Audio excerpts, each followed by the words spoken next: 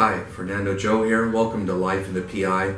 We're talking about begging, and the one thing that you often, when you first come here as a foreigner, as an outsider, you see obvious problems, and often the solutions seem to be obvious. The solution to many of these difficulties, social problems, just seem very straightforward. So an example was, and I was thinking of this, was there was a girl several years ago. She was a streetwalker. A foreign guy had an interest in her. She was not only, a prostitute, but she was living on the street as well. So this guy, this foreigner, took a liking to her, and he thought, okay, well, I'm going to solve her problems. So what the guy did was he had to go back to his country. He rented a room in a hotel for several months. So from the time he left until he came back, she had a room that was paid for.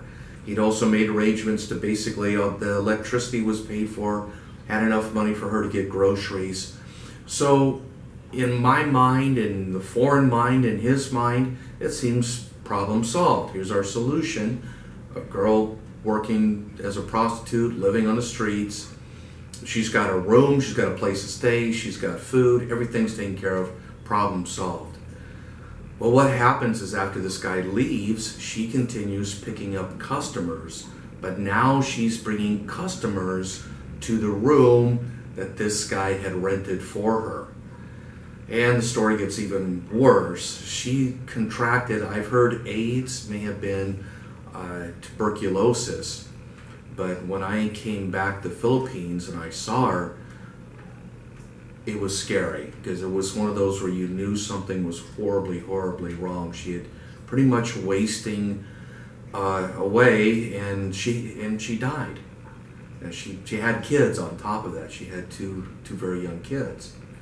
So the point is not to be pessimistic or fatalistic, but it does dampen your enthusiasm for easy solutions, right, or easy and obvious solutions. And the tragedy of that girl's death was that it was so totally unnecessary.